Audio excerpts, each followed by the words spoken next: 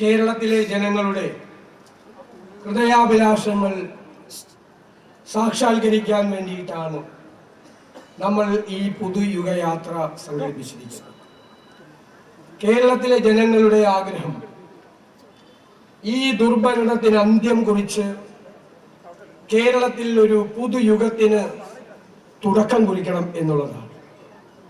എനിക്ക് മുൻപ് സംസാരിച്ച നേതാക്കളെല്ലാം ഈ സർക്കാരിന്റെ ദുർഭരണത്തെക്കുറിച്ച് നിങ്ങളോട് വിശദമായി പ്രതിപാദിച്ചതാണ്. നമുക്കറിയാം, അടുത്ത മാസം കേരളത്തിന്റെ ബഹുമാന്യനായ മുഖ്യമന്ത്രി ശ്രീ പിണറായി വിജയൻ അധികാരത്തോട് സലാം പറയും, ഒരു സംശയം വേണ്ട. പക്ഷേ പോകുമ്പോൾ കേരളത്തിന്റെ തലയിൽ, മലയാളിയുടെ തലയിൽ 6 ലക്ഷം കോടി രൂപയുടെ കടബാധ്യത കെട്ടിവെച്ചിട്ടാണ് പോകുന്നത്.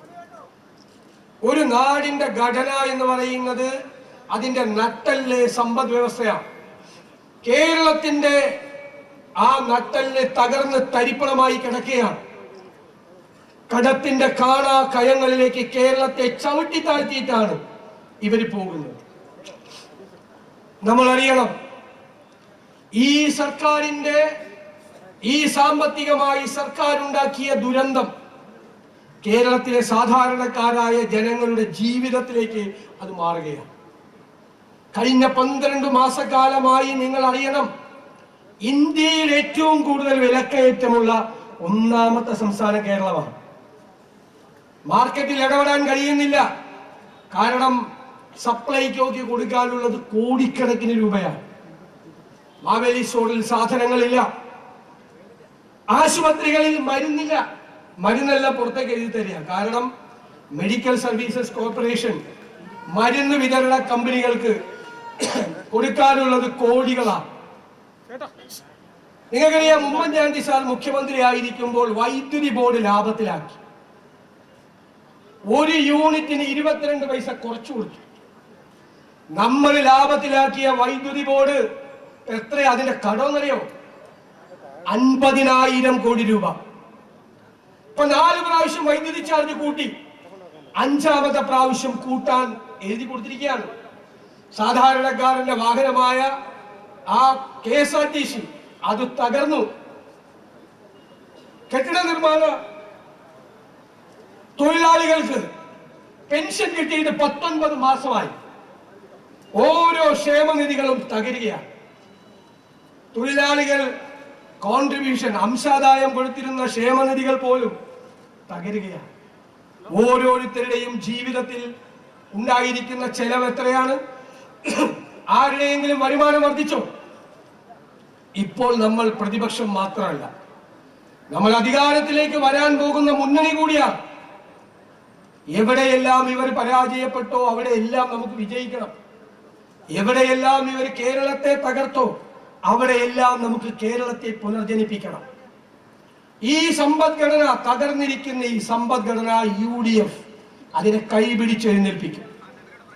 ഞാൻ നിങ്ങളോട് പറയുന്നു, മികച്ച ധനകാര്യ മാനേജ്മെന്റ് കൊണ്ട്, തന്ത്രപൂർവമായ നികുതി ഭരണം കൊണ്ട്, കാർക്കശ്യം നിറഞ്ഞ നടപടികൾ കൊണ്ട് ഖജനാവിന്റെ ചോർച്ചയടച്ച് സമ്പദ്ഘടനയെ ഉത്തേജിപ്പിച്ച് UDF സർക്കാർ ഇപ്പോൾ പൂച്ച പെറ്റുകിടക്കുന്ന കേരളത്തിന്റെ ഖജനാവ് പണം കൊണ്ട് നിറയ്ക്കും. ഒരു സർക്കാരിന്റെ ജോലി ഖജനാവ് നിറയ്ക്കുക എന്നതാണ് ആദ്യത്തെ ജോലി. എന്നിട്ട് വേണം സംസാരിക്കാൻ.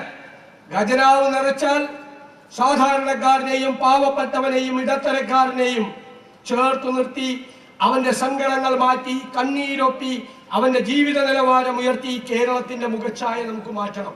അതിന് കഴിയും നമുക്ക്.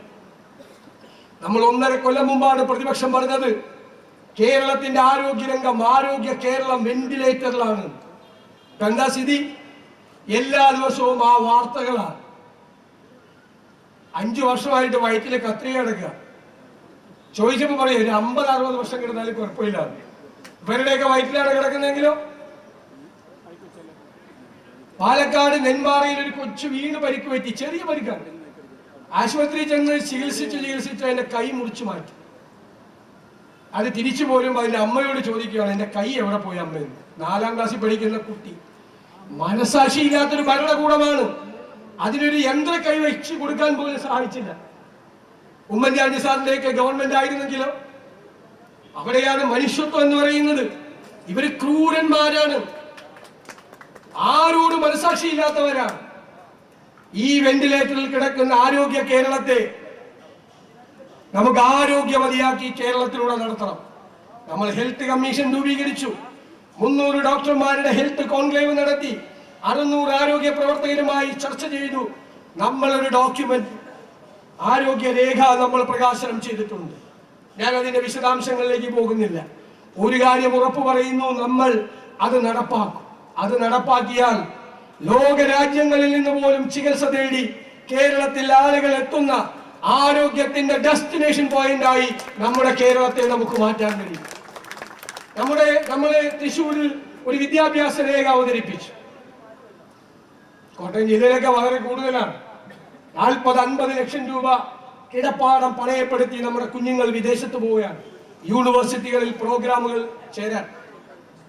UDF വരുമ്പോൾ അവരിപ്പോൾ കാനഡയിലും ജർമ്മനിയിലും UK-യിലും ഓസ്ട്രേലിയയിലും പോയി യൂണിവേഴ്സിറ്റികളിൽ പഠിക്കുന്ന പ്രോഗ്രാമുകൾ ഈ കേരളത്തിലെ യൂണിവേഴ്സിറ്റികളിൽ നമ്മൾ ആരംഭിക്കും. അവരിവിടെ പഠിക്കും. പഠിച്ചു പുറത്തു വരുമ്പോൾ ഒന്നുകിൽ തൊഴിൽ അല്ലെങ്കിൽ സംരംഭം തുടങ്ങാനുള്ള സഹായം. അതിനുവേണ്ടി ഇന്നേ വരെ കേരളം കാണാത്ത സമഗ്രമായ ഒരു തൊഴിൽ സംരംഭ പദ്ധതി ഈ യാത്ര തിരുവനന്തപുരത്ത് എത്തുന്നതിന് മുമ്പ് നമ്മൾ അവതരിപ്പിക്കും. കാർഷിക മേഖല വന്യജീവി ആക്രമണം കൊണ്ട് പൊറുതിമുടുകയാണ് ജനങ്ങൾ. ചെറുവിരൽ അനക്കാത്ത സർക്കാരാണ് ഇവിടെ ഉള്ളത്. നമുക്കൊരു പദ്ധതിയുണ്ട്.